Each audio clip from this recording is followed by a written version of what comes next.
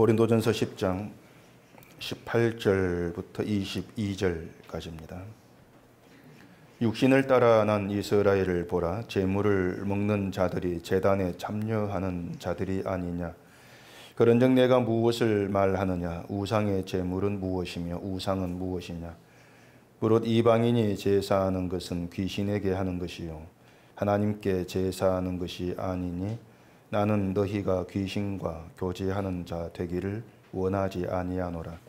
너희가 주의 잔과 귀신의 잔을 겸하여 마시지 못하고 주의 식탁과 귀신의 식탁에 겸하여 참여하지 못하리라. 그러면 우리가 주를 노여워 하시게 하겠느냐. 우리가 주보다 강한 자냐. 아멘. 기도하겠습니다. 하나님, 또 이 시간 우리 주의 말씀을 들으면서 하나님 관계 속에 살아가는 믿음이 어떠한 것인가를 보게 되기를 원합니다. 우리의 생각대로, 우리 계획대로 나아가지는 것이 믿음의 길이 아니고 주께 이끌려가는 것이 믿음의 길이오니 주님께 이끌려가는 그 믿음의 삶 무엇인가를 알게 하시고 온전히 주님만 바라보고 이끌려간 저희가 되게 하시옵소서. 예수님 이름으로 기도합니다. 아멘. 성경이 참 어렵습니다.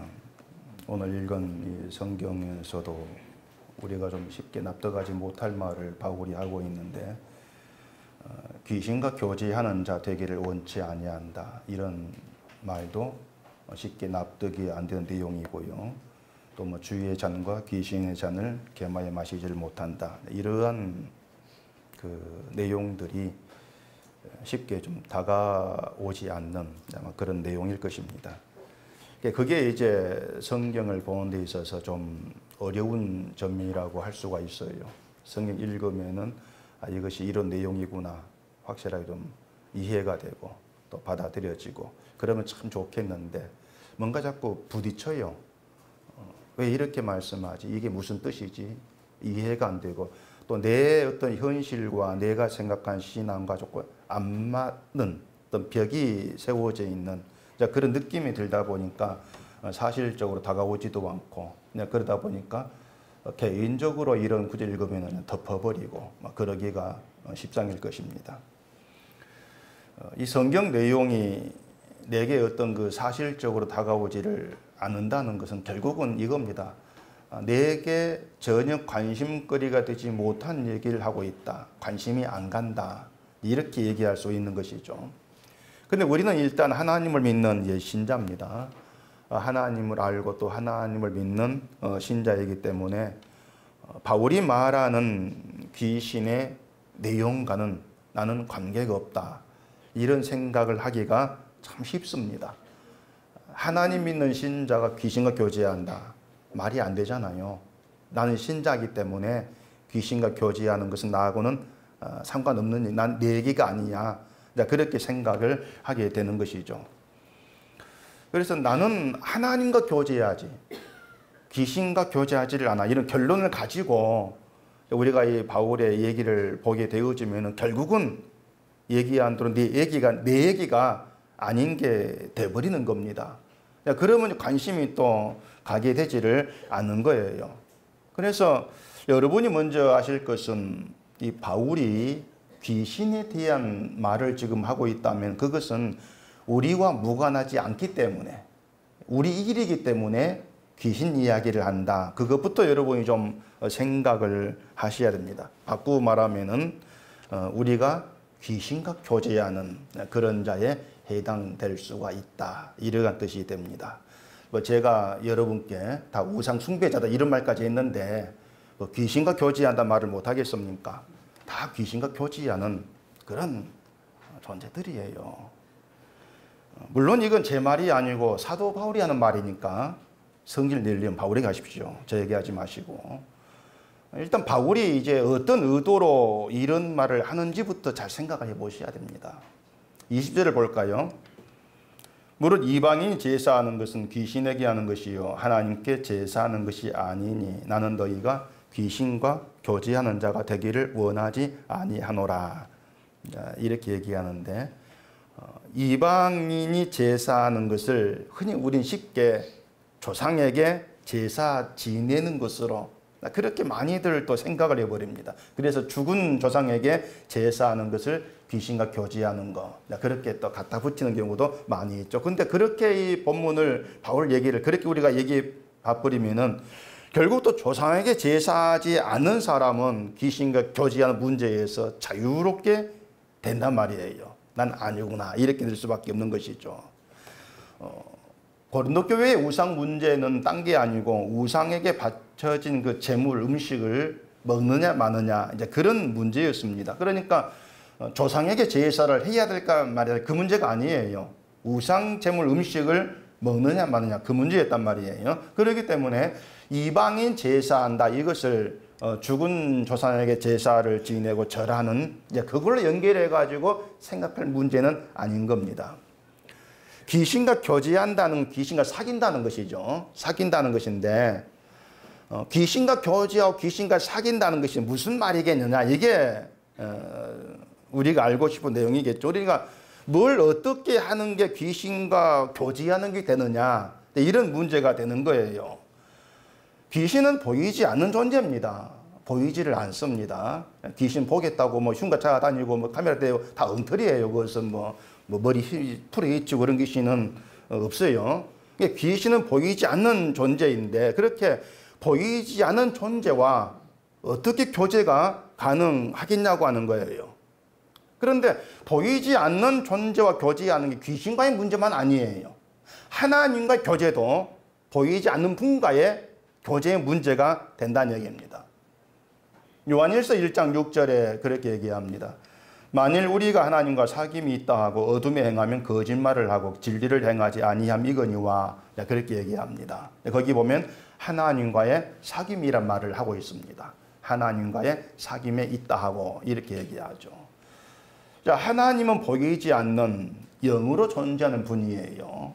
근데 신자는 하나님과 사귐에 있다 이렇게 말을 해야 될 존재란 말입니다. 그러면 여러분은 보이지 않는 하나님과 사귐에 있다고 얘기할 수가 있느냐고 하는 것이죠. 나는 하나님과 사귐에 있다. 그렇게 얘기하려면은 그럼 또 이거 나오죠. 그럼 뭘 가지고 내가 하나님과 사귐에 있다고 얘기할 수가 있는가? 참 어려워지죠. 이 문제도. 얘기한 대로 보이지 않는 분이 대상이니까 어려워질 수밖에 없는 거예요. 그래서 보이지 않는 하나님과 어떻게 하는 게 또 어떤 것이 사귐에 있다고 말할 수가 있느냐 이걸 알면은 이제 귀신과의 사귐을 자연스럽게 알게 되어져요. 그래서 먼저 이제 하나님과 사귐에 있다는 것이 어떤 뜻인가부터 좀 생각해 보려고 하는 겁니다. 하나님과 사귐에 있다는 반대가 귀신과 사귐이 있는 것이니까 하나님과의 사귐을 이해를 못하면은 귀신과의 사귐도 이해할 수가 없게 되는 거예요. 근데 얘기한 대로 이제 하나님과의 사귐 이 이야기가 만만치가 않습니다. 우리가 지금까지 경험한 사귐은 여러분 인간관계 속의 사귐은 보이는 대상과의 사귐이죠. 만나고 같이 어울리고 뭐 밥 먹고 얘기하고 그런 걸 사귄다 이렇게 얘기하지 않습니까? 근데 하나님 보이지 않는 분이다. 만날 수도 없고 뭐 같이 밥 먹을 수도 없고 얘기할 수도 없고 아무것도 할 수 없어요. 근데 어떻게 사귐이란 말이 가능하냐고 하는 것이죠. 보이지 않는 분과의 사귐. 어렵다. 이건 우리 입장입니다. 그래서 이제 교회가 그 보이지 않는 분과의 사귐을 자꾸 바꿔요. 어떻게 바꾸냐면은 보이고 경험되는 것으로 바꿔버리는 겁니다. 보이지 않는 분과의 사귐을 가령 하나님 기도하는 것을 하나님과 대화하고 사귀는 것이다. 이런 말을 많이 듣습니다. 또 성경 보는 것도 하나님의 말씀을 들으면서 사귀는 것이다. 이렇게도 얘기를 하죠. 죄를 범하고 거짓말하는 것은 하나님과 사귀지 않는 것이다. 그냥 그런 죄를 짓지 말고 착하게 사는 게 사귀는 것이다. 이렇게도 얘기하죠. 그러니까 하나님과 사귄다면 빛 가운데 행해야 되는 것이지 그런 죄를 지은 것은 어둠에 행하는 것이니까 사귀는 게 아니야. 이런 얘기를 끄집어내는 겁니다. 요한일서 그대로 하나님의 사귐이 있다는 빛 가운데 말은 맞는데 문제는 빛 가운데 행한다는 거, 어둠 가운데 행한다는 거, 그걸 모른다는 거예요. 뭐가 빛 가운데 행하는 것인지 이걸 오해를 하고 있어요. 단지 신자로서 나쁜 일을 하지 않고 착하게 사는 게 빛 가운데 행한 거. 겨우 그 정도로만 알고 있는 것인데 그게 다 엉터리예요. 잘못 알고 있는 것이죠. 그러니까 이 사람들이 자기에게 이해되기 쉽게 말을 자꾸 바꿔내는 것이고 실천하기 좋은 말로 만들어내는 잘못된 지식에 지나지를 않는 것이고 결국은 기독교인들이 그러한 말이 자꾸 속고 있는 것이죠. 그러면서 착각의 상을 가지고 내가 한 게 사겨. 뭐 기도하는가 내가 사귄다. 이렇게 착각을 하게 돼버린다는 얘기입니다. 무엇보다도요. 하나님과 사귄다고 하는 걸 우리 결심과 우리의 노력 가지고 가능하다고 생각하는 게 잘못된 거예요. 자, 보세요. 보이지 않는 하나님과 사귀면 애당초부터 불가능한 일입니다. 우리는 안 되는 일이에요. 보이지 않는 분은 어떻게 찾아갑니까? 어떻게 만나요? 안 되는 일이죠. 그러니까 그 불가능한 사귐이 어떻게 가능해지는가 하면은 하나님이 찾아오시는 거예요. 우리가 찾아가는 게 아니고 하나님이 찾아오시고 하나님께서 내게 일하심으로 인해서 사귐이 가능해진다 그 말입니다. 하나님이 하시는 일이란 얘기죠. 그러니까 하나님이 오심으로 사귐이 가능해진다. 자, 그렇게 하나님이 찾아오셔가지고 하나님과의 사귐이 있게 되었을 때에 그 사귐으로 인해서 우리에게 어떤 일이 있느냐 이걸 이제 아실 필요가 있는 것이죠. 자, 내가 하는 사귐이 있다. 내게 한 찾아왔어. 그럼 내게 어떤 일이 있는가? 이걸 알아가셔야 되죠. 하나님과 사귐이 있는데 하나님이 내게 찾아오셨는데 아무런 일도 없을 수가 없는 거예요. 뭔가 있는 거예요. 분명히. 뭐가 있느냐 그걸 알아가 보셔야 한다는 것입니다. 그렇기 때문에 우리가 하나님과의 사귐에 있다는 그 여부도 우리에게 하나님 오심을 있게 되어지는 그 일을 통해서 우리가 알 수가 있는 겁니다. 그 일을 통해서. 그래서 우리가 행동하는 어떤 걸 가지고 하나님과 사귐에 있다고 여기는 것은 잘못된 생각이 될 수밖에 없는 거예요. 자, 하나님이 우리에게 찾아오신다면요, 우리는 하나님이 누구신가를 알아가게 됩니다. 하나님은 이런 분이구나 알아가는 거예요. 그러니까 하나님이 찾아오지도 아니했는데 성경 펴놓고 하나님 이런 분이야 머리 외우고 있는 것은 그냥 하나님의 정보지 하나님을 알아가는 게 아니에요. 하나님이 찾아오시고 나로 하여금 알게 함으로 인해서 조금씩 하나님은 이런 분이더라 알아간단 말입니다. 그러니까 여러분이 하나님이 누구신 걸 알아간다면 그것이 하나님이 여러분을 찾아오셔서 사귐에 있다는 그 증거라고 보시면 되는 것이란 말이죠. 욥기서를 보면은 욥이 고난받기 전에는요, 자기가 최선을 다해서 하나님 섬겼습니다. 근데 그때는 하나님과의 사귐이 있다고 할 수가 없는 거예요, 욥이. 최선을 다해서 하나님을 섬기는 것이 마치 하나님 잘 아는 것처럼 그렇게 보여질 수가 있겠지만 사실 욥은 하나님이 누구신가를 몰랐고 사귐에 있지도 아니했습니다. 자기 힘으로 여호와를 섬기려 했을 뿐인 것이죠. 그런 욥을 고난에 들어가게 하시고 찾아오셔서 하나님 말씀하시고 만나주시는 것이죠. 욥이 하나님 만나고 하나님의 그 쏟아부는 질문 속에서 알게 된 게 난 무지합니다. 그거였습니다. 하나님을 알게 됨으로써 난 무지한 존재구나. 그러니까 자기가 무지한 존재였을 뿐이라는 것을 알게 된 그것이 하나님이 욥에게 찾아오심으로 있게 된 일이라 그 말이에요. 욥에게 일어난 일이란 말입니다. 그 말이 뭐냐면요, 인간이라고 하는 것은 하나님이 찾아오시기 전에는, 그래서 하나님을 알기 전에는 내가 무지하다는 것을 인정치를 아니한다는 겁니다. 그게 인간이에요. 절대 인정치를 않습니다.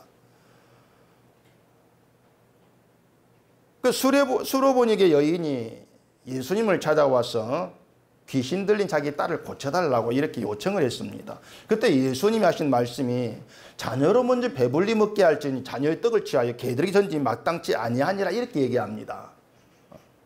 간단하게 말하면 넌 개다 그 뜻이거든요. 여인을 향해서 넌 개야. 예수님이 이방 여인을 개처럼 무시한다는 그런 뜻이 아니고 예수님의 그 말씀이 인간의 바탕 자체를 끄집어내고 계시는 거예요. 인간의 바탕 개야. 끄집어내시는 거예요. 그러니까 예수님이 인간의 바탕을 끄집어내시게 되면은요, 모든 인간은 죄인이고 개 같은 존재가 된단 말입니다. 그렇게 드러날 수밖에 없어요. 다 개다, 이렇게 드러나지는 거예요. 개 같다는 것은요, 사람이 아니다, 그 뜻입니다. 또 심한 말 하겠습니다. 다 개입니다. 사람이 아니문이다, 뭐 이런 말도 있던데, 사람이 아니란 게 뭐 뜻이냐면요, 하나님이 창조한 본래 사람이 아니란 뜻이에요. 하나님이 처음 지으신 본래 사람이 아니다. 본래 사람이 아니기 때문에 개다. 그게 인간 바탕이야. 그렇게 말씀하신단 말입니다. 또 한 군데 말씀 보면 마태복음 7장 6절에 여러분 잘 아는 내용이 있어요. 거룩한 것을 개에게 주지 말며 너희 진주를 돼지 앞에 던지지 말라. 그들이 그것을 발로 밟고 돌이켜 너희를 찢어 상하게 할까 염려하라. 이 말이 있는데, 뭐 이것도 설명하자면 길어요. 너무 오해들을 해가지고 긴데, 뭐 그걸 생략하고. 자, 거룩한 거 진주, 이제 말씀을 의미하죠. 그 거룩하고 진주 같은 말씀을 개, 돼지에게 주지 말고 던지지 말라, 이러한 얘기는 그 개, 돼지라고 하는 건 거룩한 말씀에 관심 두지 않고 말씀과 관계없이 살아가는 그런 존재들이라 그 말입니다. 그러니까 애당초부터 거룩한 말씀에 관심이 없는 자, 그거 거룩한 말씀과 관계없이 살아가는 그 모든 인간의 그 바탕이 개, 돼지야, 그거예요. 그래서 예수를 만나게 되면은요, 아, 내가 말씀과 무관하게 살았던 존재구나, 이거 알지 않습니까? 예수를 만나는데 처음부터, 아, 난 주의 말씀 믿었던 그런 사람이네요, 이렇게 자기를 그렇게 여기고 나간다면 잘못 만나는 거예요. 예수를 만난 게 아니죠. 정말 예수를 만나게 되어지면은 나는 거룩한 말씀에 관심도 없는 그런 존재였습니다, 그걸 아는 거죠. 그럼 그걸 알면은, 아, 내가 그게 돼지입니다. 말씀에 관심이 없는 자, 그렇게 자기를 인지하게 되는 거예요. 그게 진짜 만남이에요. 그렇게 예수님을 만나고 예수의 말씀으로 인해서 내 본래 바탕이 이것이구나 하는 것을 보게 되어지는 거죠. 이것이 예수를 만나고 예수님과 사귐이 있음으로 인해서 나타나는 현상이라고 할 수가 있다는 얘기입니다. 하나님과의 사귐이 그거예요. 나의 본질이 드러나지게 된단 말이에요. 무지한 자구나, 그 바탕 본질, 그런 게 드러나지는 거예요. 그 수로보니게 여인이 예수님 말씀을 듣고 한 말이, 주여 올소이다마는 상아래 개들도 아이들이 먹던 부스러기를 먹나이 대답하지 않습니까? 자기를 개로 인정하고 나오는 거죠. 개 맞습니다. 그런데 상아래 개들도 어린 아이가 먹던 부스러기를 먹는다는 것이 뭐냐면요, 그 아이가 먹던 부스러기를 먹는다, 얼마나 그 비참한 그런 처지입니까? 자기를 그렇게 봐달라는 거예요. 그건 무슨 말이냐면, 나를 그렇게 비참한 문제, 그러니까 예수 당신의 불쌍히 받을 존재로 봐주십시오, 이거입니다. 난 그렇게 불쌍한 존재입니다, 그거예요. 그 처지가 뭐냐면, 내 딸에 귀신 들렸습니다, 나 이렇게 비참해요. 이런 나는 예수께, 당신께 불쌍히 받아야 될 그런 존재 지나지를 않습니다. 그게 진짜 주님을 만난 것이고 사귐이 있다, 그 말입니다. 나를 불쌍히 볼 수가 있게 되어지는 거. 그 귀신 들린 딸의 문제는 예수님만 해결할 수가 있는 거예요. 딴 데가 해결이 안 되는 것이죠. 그러니까 딸이 귀신 들렸다, 그 상황이 여인으로 하여금 예수님의 불쌍히 여기심을 바라고 기다리게 만든 거예요. 자기를 개로 보게 하시면서요. 자, 이게 여인과 예수 나눈 대화의 내용이란 말입니다. 그러니까 그런 대화 내용 자체가 우리가 일반적으로 생각할 수 있는 대화 내용은 아닌 거예요. 만일 여러분들이 예수를 만났다면 어떤 대화를 나눌 거라고 생각합니까? 난 예수를 만나면 이런 대화를 나눌 거야, 딱 써본다면 무슨 내용을 써보겠어요? 어떤 내용을? 난 개입니다, 뭐 그런 대화를 여러분 뭐 예상하십니까? 아마 나 좀 잘 되게 해달라면 서로 청탁이나 안 하면 다행이죠. 근데 하나님이 찾아오셔서 하나님의 붙드심 속에서 하나님과 사귐이 있게 되어진다면은 그 거룩하신 하나님을 알게 되어지면서 나는 복을 누릴 수 없는 저주의 존재입니다. 내 바탕을 인지한단 말입니다. 난 복을 누릴 수도 없는 존재에 지나지를 않습니다. 이런 나를 좀 잘 봐주세요 것이 아니고 이런 나를 국민이 여기달라고 나오는 거예요. 이런 나를 국민이 여겨주십시오. 나 같은 자에게 뭐 잘 되게 해달라는 것은 어울리지가 않습니다. 난 그저 하나님 국민을 구할 뿐입니다. 이게 진짜 하나님과의 사귐에 있을 때 나오질 수 있는 현상이에요. 그러니까 여러분들에게 그게 있다면 하나님과의 사귐이 있다. 이렇게 단언할 수가 있게 되어진다는 얘기입니다. 그러니까 그게 하나님과 교제하는 신자에게 있게 된 변화예요. 나를 제대로 보게 되어진다는 거. 하나님 의해서 내가 무지한 자, 내가 귀신 들린 자, 국위력임 받지 않으면 안 될 자, 그렇게 자기를 보게 되어진다는 거. 그게 변화예요. 그걸 성경적인 성화라 이렇게 얘기합니다. 행동이 바뀌는 게 아니고요. 그게 진짜 변화니까. 그때 22절 보십시다. 그러면 우리가 주를 노여워하시게 하겠느냐? 우리가 주보다 강한 자냐? 자, 우리가 주보다 강하냐? 뭐 이렇게 이제 묻죠. 뭐 뻔하죠. 주님이 우리보다 강합니다. 주가 당연한 말일 것 같은데 생각해 보실 것은요. 여러분이 주가 나보다 강하시다는 것을 진심으로 믿느냐는 겁니다. 믿으십니까? 자신 벌써 없잖아요. 뒤에 제 말이 나오면은 입이 다물어질 거다 예상이 됩니까? 그래서 답을 못하는 건가? 자, 주가 나보다 강하시나 믿습니다. 믿는다면은 그 믿음은 여러분에게서 어떻게 드러나야 되는가? 그 생각을 해보세요.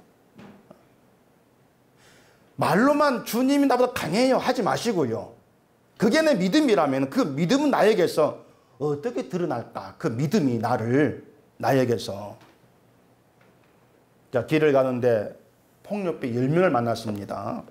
내 옆에 태권도 10단, 유도 10단, 권투 10단, 권투는 10단, 우리 있는가? 검도 10단, 막 학기도 10단, 막 이런 이제 친구가 있어요. 어떻게 하면 되겠습니까? 어떻게 할래요? 그 친구 뒤에 숨으면 되지 않습니까? 그 친구 내보내고 난 숨으면 되는 거예요. 간단하지 않습니까? 강한 자 내 친구가. 근데 친구한테 나도 싸우겠다고 나한테 무술지금 가르쳐 달라. 그럼 바보 같은 짓거리잖아요. 숨으면 되는데. 그러니까요. 주가 우리보다 강하시다면은 우리는 주께서 이끄신 대로 가면 되는 겁니다. 강한 주께서 이끄신 대로 가면 되는 거예요. 그러니까 주께서 이끄시는 대로 가면 되는데 그 주님이 이끄시는 그 길이 문제가 뭐냐면 내가 원한 대로 안 된다는 겁니다. 늘 그게 이제 걸리는 거예요. 주님이 이끌어 가시는데 왜 내 원한 대로 안 될까?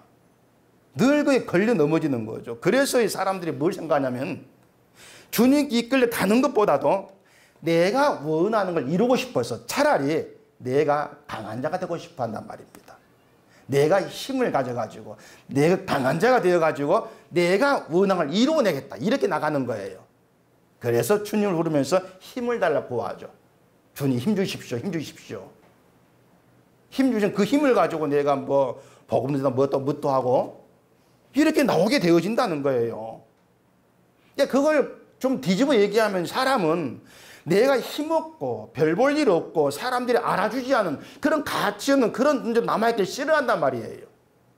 내가 힘이 있어가지고 내 힘을 있는 거 보여가지고 인정받고 싶어하는 늘 그 자리를 꿈꾸고 있다는 얘기입니다. 그렇기 때문에 주님이 강합니다 이렇게 말을 해놓고 그 강한 주께서 이끄신 대로 끌려가려고 하는 것이 아니고 그 주의 강한 힘을 내가 빌려 나에게 좀 옮겨달라고 늘 그렇게 요청을 하게 되는 거예요. 왜? 내가 힘 있는 자 되고 싶어가지고. 여러분 그렇게 안 합니까?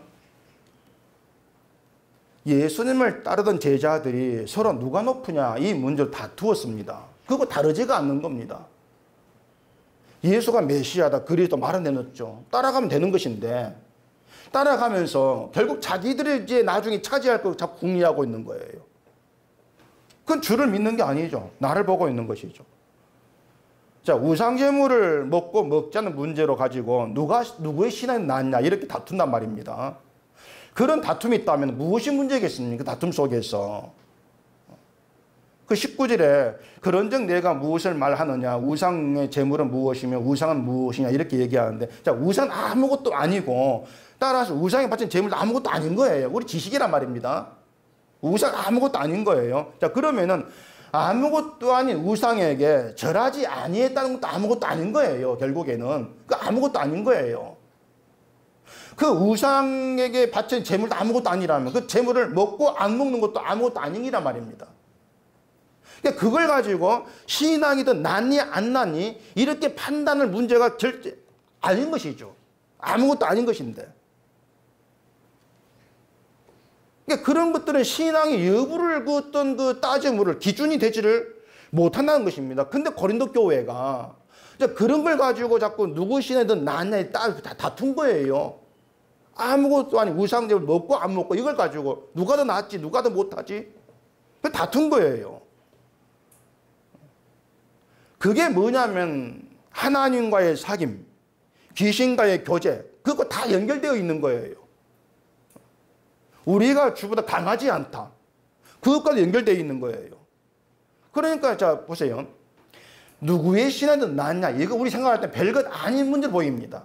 그게 무슨 뭐 중대한 문제냐 뭐 그럴 만도 하지 생각할 수 있지. 별것 아닌 것 같은데 그 문제가 하나님과의 사귐, 귀신과의 교제, 주가 우리보다 강하다 이런 모든 것과 연결된 것만큼 중대한 문제가 되어버린단 말입니다. 왜냐하면 우리의 어떤 본성이 거기 다 담겨 있는 거예요. 누가 더 낫지 이 문제가. 하나님과의 사귐에 있는 신자는 인간으로 자기 본질의 눈을 뜬다고 했습니다. 자기 바탕을 하게 된다고 했습니다. 예수님 말씀처럼 거룩하고 진조와 같은 말씀과 무관한 자는 하나님이 창조한 본래 사람이 아니라 개와 돼지 같다 이렇게 말씀했죠. 그게 인간 바탕이라는 거, 우리 본래 모습이라는 거예요. 선악과 먹은 개, 돼지라는 것이. 근데 귀신은요, 인간 바탕이 무엇인가에 대해서 자꾸 무지하게 만듭니다. 내가 개와 돼지야 그 바탕을 인정하지 않게 하고 그걸 나의 바탕을 보지 않게 만들어요. 대신 뭘로 보게 합니까? 내가 이걸 가지고 힘 있는 자가 돼.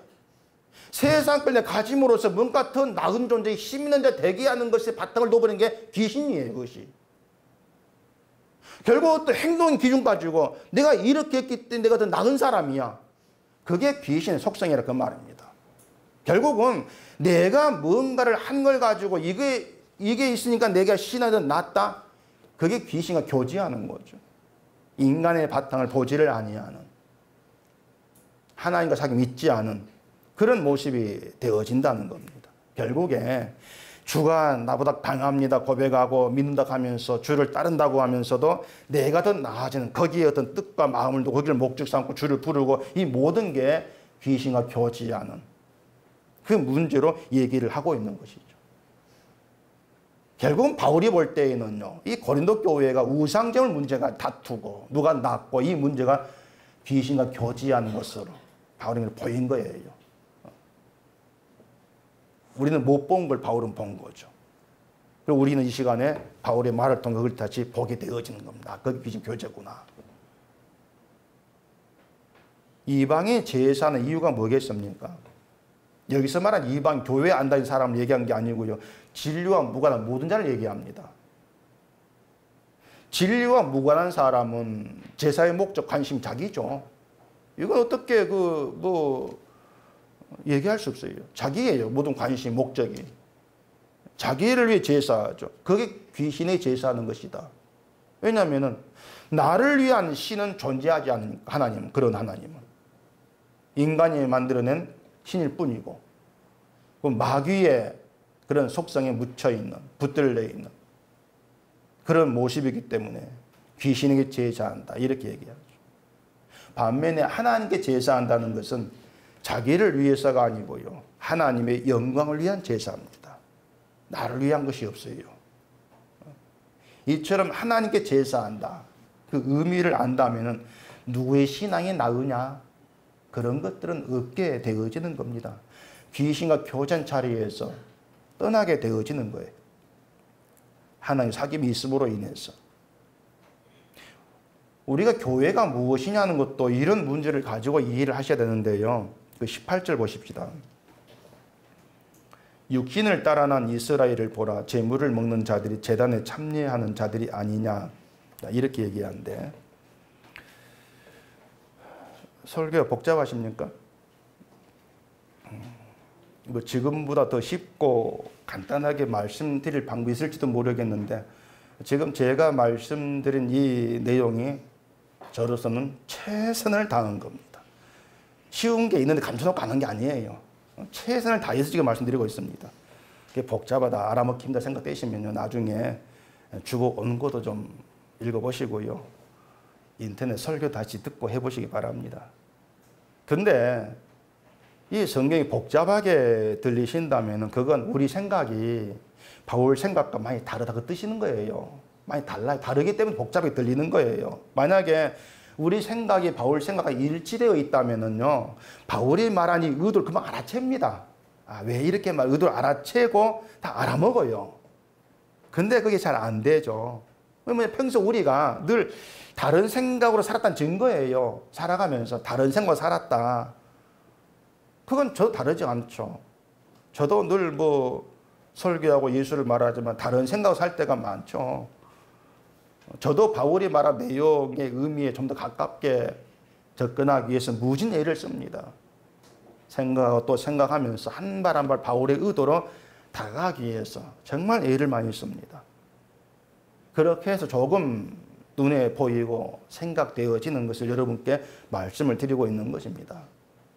때문에 우리가 말씀을 듣고 그 말씀으로 인해서 예수를 내가 좀 더 알게 되어지고 또는 예수님과의 만남이 있게 되어진다면 우리는 나만 주님과의 만남이 있는 것이 아니라 다 함께 예수 안에서 만나게 되는 거예요. 예수로 인해서. 그것이 그리스도의 한 몸의 관계에서 그리스도의 몸으로 교제하고 사귀는 그런 의미가 되는 겁니다. 교회는 그런 사귐의 관계 있어야 돼요. 그런 사귐. 이건 제 말이 아니고 성경이고 하나님의 뜻이에요.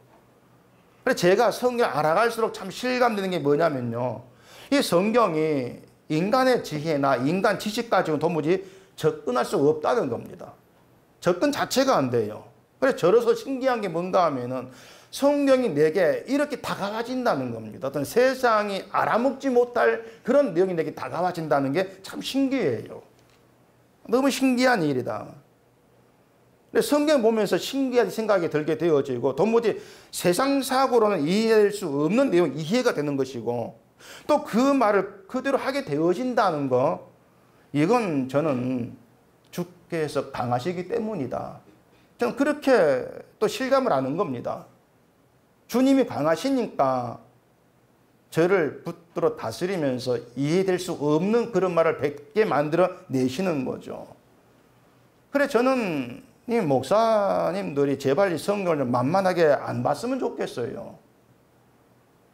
그냥 몇 시간 끄적거려가 설교할 수 있는 것, 성경 본다는 것은 참 교만이에요. 이건 여러분이 목사가 뭐 아니라 해도 해나는 그런 문제입니다. 성경을 만만하게 보지 마세요. 성경을 많이 읽고 성경을 쓰는 것을 마치 성경을 다 알아갈 수 있는 것처럼 그렇게 생각하지 않았으면 참 좋겠습니다. 그런데 성경을 늘 만만하게 그렇게 보다 보니까 내가 귀신과 교제한다, 이러한 실상에 대해서도 보지를 못하는 거죠. 그 18절에서 육신을 따라 난 이스라엘 이렇게 말하지 않습니까? 육신은 죄의 몸을 가리키는 거예요. 죄의 몸이에요. 그래서 육신으로는 죄를 이길 수가 없는 것이고 결국 죽음에 이르게 되어지는 것이 육신을 따라 난 이스라엘, 모든 인간의 운명이란 말입니다. 죄를 따라나서 죽음에 이른다. 근데 이들 이스라엘이 하나님이 제사법을 주십니다.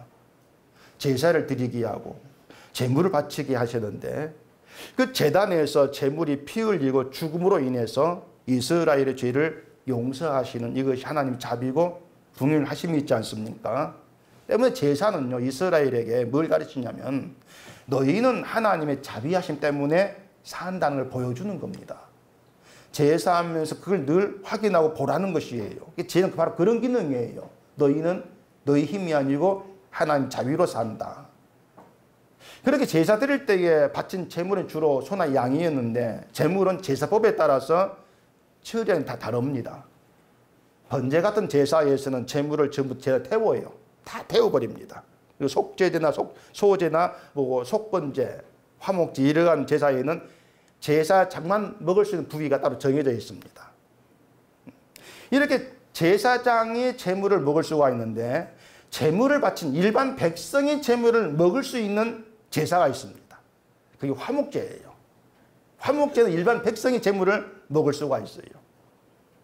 레위기 10장 14절에 그걸 얘기해요. 흔든 가슴과 들어올린 뒷다리는 너와 네 자녀가 너와 함께 정결한 곳에서 먹을지니 이는 이스라엘 자손의 화목제물 중에서 내 소득과 내 아들들의 소득으로 주신 것임이니라. 하나님께 바친 제물 중에서 이스라엘 주셨다는 얘기죠.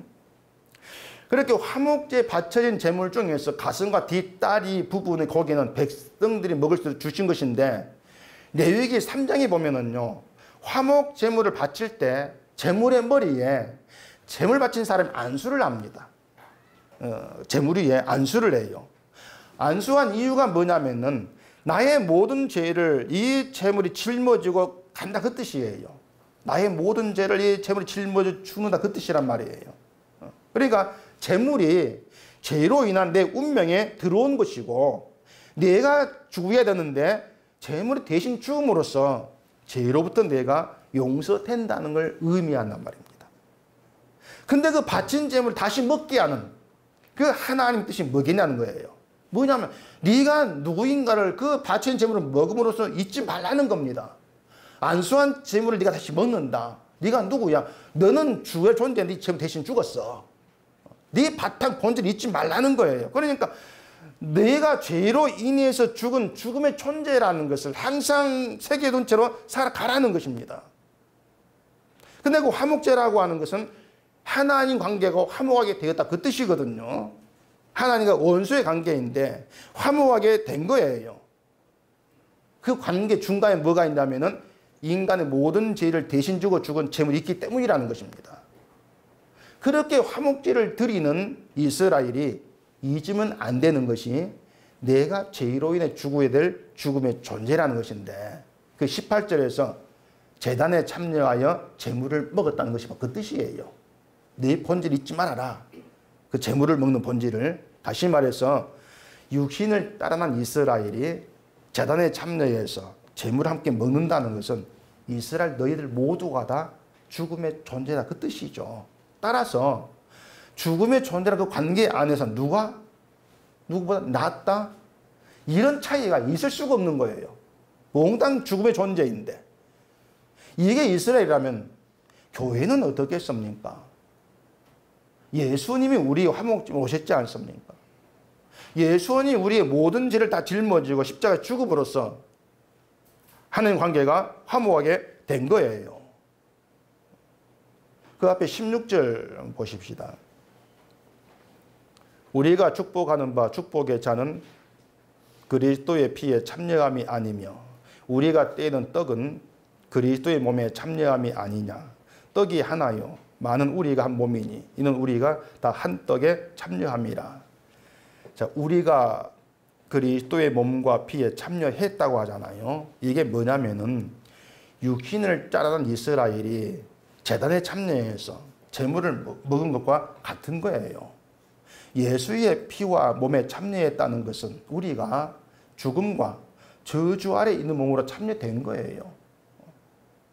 죽음과 저주 아래 있는 몸으로 참여해서 예수의 몸과 피로 인해서 그 저주 해방된 그 기쁨을 알게 되고 그 기쁨으로 함께 감사하고 찬송하는 것이 한 몸된 관계의 신자의 교제라 그 말입니다. 그게 신자의 사귑입니다. 이러한 교회에서 증거될 것은 우리에게 예수를 보내시고 그 예수 그리스도의 피와 몸으로 우리의 모든 일을 덮으신 하나님의 긍휼과 자비밖에 없다는 거예요. 우리가 증거할 것이. 그러니까 교회가 증거할 것은 내가 낫냐 더 뭐 못하냐 그게 아니고 나를 살리신 나의 모든 죄를 덮으신 하나님의 긍휼과 자비하심 그걸 증거하는 게 교회고 그런 뜻 그런 믿음 가운데 함께하고 있는 게 교회 한문 관계니까 그걸 가리켜서 사귐이라 이렇게 얘기하더라 그 말입니다. 그걸 바울이 얘기한 거예요. 그러니까 그 우상점을 먹고 안 먹고를 가지고 누가 낫나 이 문제 하나 가지고 그걸 자꾸 잘못된 거, 왜 잘못된 것이 말하기 위해서 이런 엄청난 얘기를 하고 있는 거예요. 바울이. 그게 바울의 의도예요. 하나님이 우리의 모든 일을 덮었다. 그건 죄로 인해 비참한 처지에 있는 우리의 처지를 불쌍히 여기셨다는 것입니다. 그러면은 그 하나님의 궁율과 자비로 감사하고 그걸 증거할 자가 누구겠냐는 거예요. 기독교인이겠습니까? 아니에요. 하나님과의 사귐에 있는 자만 그걸 증거할 수가 있는 거예요. 그게 뭐냐? 난 본래 거룩한 말씀을 무관했던 개와 돼지 같은 존재였을 뿐이 아는 신자예요. 내 바탕 아는 신자. 이러한 신자는 이미 모든 존귀한 가치를 예수께 두고 있기 때문에 내 가치 마음에 안 두는 겁니다. 그래서 나는 불쌍히 여김받을 수밖에 없는 존재. 근데 그런 나를 불쌍히 여기신 하나님의 궁율과 자비가 너무 좋고 너무 감사해서 그냥 그걸 그렇게 나타내고 살아가는 거죠. 그게 교회인 것이고 그게 하나님과 사귐에 있는 신자됨이라는 겁니다. 이러한 신자, 이런 사귐에 있는 신 당연히 귀신과 교제에서 떠난 자죠. 결국에 보면 기독교인들이 하나님과의 사귐이나 귀신과 교제하는 것의 의미를 모름으로 인해서 귀신과 교제하고 있음을 불구하고 난 하나님과 사귐에 있다. 그렇게 착각하는 경우가 허다할 수밖에 없단 말입니다. 요한일서 1장 3절에 이런 내용이 있거든요. 우리가 보고 들은 바를 너희에게도 전함은 너희로 우리와 사귐이 있게 하려 함이니 우리의 사귐은 아버지와 그의 아들 예수 그리스도와 더불어 누림이라. 그런 말이 있습니다. 너희로 우리와 사귐에 있게 하려 함이라. 사도와 사귐에 있게 하려고 복음을 전한다 그 뜻이거든요. 무엇이 사도와 사귐에 있는 것인가 하면은 사도가 그리스도란 진리를 알려주고 그 진리를 통해서 그리스도를 알게 되는 사람, 그게 사도와 사귐에 있는 것이죠. 지금 우리가 사도가 전한 진리를 듣고 예수를 알게 된 그 관계로 함께하고 있는 것, 이것이 신자로서의 사귐에 있는 것이란 말입니다. 이런 사귐의 관계에서 누구 신앙이 더 낫느냐 이런 차별 높고 낮음은 나와질 수가 없다는 거죠. 그런 사귐에서는. 바울이 그 얘기를 하고 있습니다. 아까 말씀드린 것처럼 주가 우리보다 강한 자고 우린 다 함께 별 볼 일 없는 그런 인간으로 주께 이끌려간 존재일 뿐인데, 그런 존재일 뿐인데 그 안에서 그렇게 끌려가면서 누구 신앙이 더 낫는가 비교한다는 것은 도토리 키재기 뿐밖에 안 된다는 겁니다. 아무 의미가 없는 거예요. 그것은요. 똑같이 끌려가고 있는 것인데. 그런데도 자꾸 내 신앙을 보게 하고 또 내 행동을 날 확인하게 하려고 하고 그렇게 하는 것이 귀신이란 것입니다. 귀신의 어떤 계략이라는 니를 봐라 자꾸 이렇게 나오는 거예요. 니를 봐라. 할 수 있잖아. 하나님까지 된다. 이 말로 인간을 장악한 귀신 지금도 그것을 인간을 지배해야 합니다. 너 이걸 하면 너 이렇게 돼. 인정받을 수가 있어. 남들이 널 칭찬할 거야. 자꾸 자기 가치를 보게 만들어요. 너 만명 교회 목사 되고 싶지 않냐? 유혹을 하죠. 그러니까 그런 유혹 가운데에서 견디게 하고 이기게 하는 것이 나의 존재 바탕이 무엇인가를 보게 하는 하나님의 사귐인 거예요. 우리가 이런 말씀을 들으면서 신앙이나 귀신이라고 하는 그 존재 내막에 대해서 분명히 알고 있어야 할 이유가 뭐냐면요. 이 현대 기독교의 신앙 세계가 너무 혼란스럽습니다. 너무 혼란스러워요.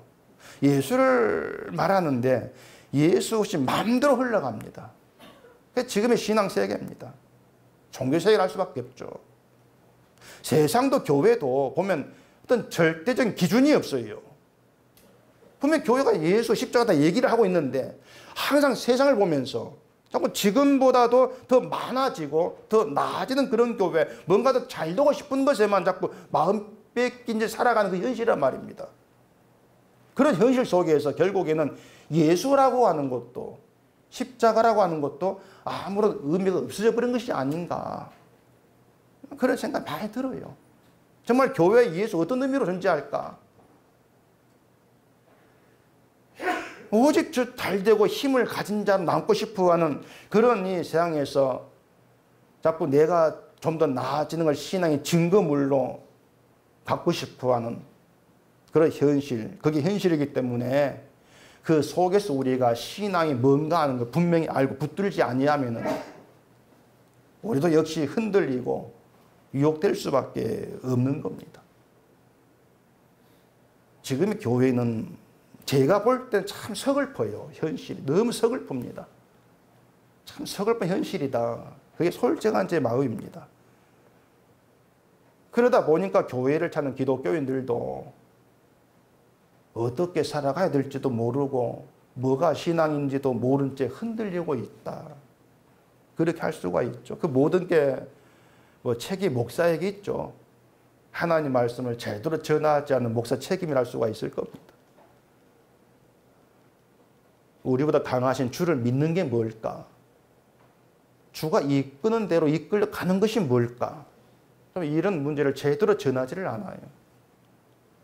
십자가를 믿는 것이 뭔가? 오히려 반대로 강하신 주를 믿으면 강해진다. 이런 엉터리 말만 자꾸 짓거리대고 있죠. 그런 말을 들으면 세월을 보낸 교인들이 뭘 생각하겠습니까? 예수를 믿으면 내가 잘 되나 강해진다. 그런 속에서 교인들은요, 누가 더 잘하나? 누가 더 낫지? 누가 더 신앙이 좋지? 이런 다툼에서 벗어날 수가 없습니다. 그게 다 주를 노여워하게 하는 것들입니다. 그 모든 것들이. 근데 전혀 본인들은 주를 기쁘시게 한다고 큰 소리 치고 있죠. 주는 노여워하시는데. 그게 성경을 통해서 드러나는 세상 현실이에요. 그런 현실에서 여러분이 좀 분명히 알아야 될 것은요, 우리가 본래의 죄 없는 거룩한 인간으로 돌아가는 겁니다. 근데 이건 사람으로 안 돼요. 우리가 어떻게 거룩한 본래 인간 돌아갑니까? 근데 하나님으로서는 안 되는 일이 없지 않습니까? 그래서 하나님이 하시는 일이 예수를 보내신 거예요. 죄를 짊어지게 하시고 십자가에 죽게 하시는 그 예수 안에서 우리는 본래 인간으로 회복되는 겁니다. 죄가 없는 자로. 죄가 우리를 죽음으로 끌어가는 그런 현실에서 우리가 믿을 수 있는 것은, 믿을 수밖에 없는 것은 강하신 주님밖에 없어요. 나를 주 안에 붙들어 내시고 붙드시고 이끌어 가시면서 거룩한 자로 하나님의 나라에 들어가게 만들어 내고야 마신 주의 강하심. 그게 우리의 전부고 우리의 수고, 우리의 힘이죠. 내가 죄와 싸워가지고 되는 일이 아닌 겁니다. 여러분은 다만 예수님의 강한 능력을 믿으시면 돼요. 그 믿음 아래 계시면 돼요. 우리가 그런 믿음 아래 모인다면요, 제 믿음이 그런 믿음이고 여러분이 그런 믿음으로 모인다면 분명한 것은 우리는 모두가 다 아무것도 할 수 없는 무능한 자로 모인다는 겁니다. 아무것도 할 수 없는. 혹시 내가 뭔가 했다고 할 만한 게 보인다 할지라도 바울 말처럼 주님의 은혜가 하게 한 것입니다. 이런 고백으로 나와질 수밖에 없는 것이죠.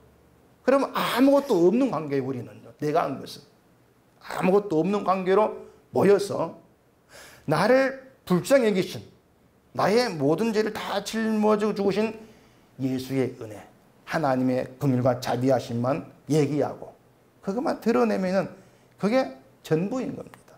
그게 다 된 거예요. 그게 교회예요. 저와 여러분들은 죽음의 존재였다가 예수의 피와 몸에 참여되는 복으로 인해서 한 몸의 관계로 모였다. 잊지 마십시오. 처음부터 끝까지 주님이 하신 일이고 주의 작품이지 우리가 한 일은 아무것도 없습니다. 그래서 우리는 예수로 인해서 서로 사귐에 있게 되어진 겁니다. 우리의 믿음이 진리이신 예수를 말미암은 그 사귐이 있는 그런 믿음의 세계로 늘 좀 그렇게 드러났으면 참 좋겠습니다. 기도하겠습니다. 우리 아버지 하나님, 귀신과의 교제 문제를 하나님과의 사귐을 통해서 생각해 봤습니다. 하나님과의 만남이 있을 때 드러나는 것은 우리의 바탕입니다. 거룩한 말씀과 무관하게 살았고 늘 나를 위해서 나만 위해 살았던 개와 돼지 같은 나의 바탕을 보게 되어집니다. 그 모든 걸 다 짊어지고 죽으신 주의 은혜 안에서 난 아무것도 아니요 오직 주의 강하심만을 보게 됩니다. 우리의 믿음이 주의 강하심만 바라보고 의지하며 그저 무능한 자로 아무것도 할 수 없는 존재로 주만 따라간 저희가 되게 하시고 이러한 믿음 안에서 신자의 사귐이 있는 복된 교회로 세워져 갈 수 있도록 저희를 이끄시고 다스려 주시옵소서. 예수님 이름으로 기도합니다. 아멘.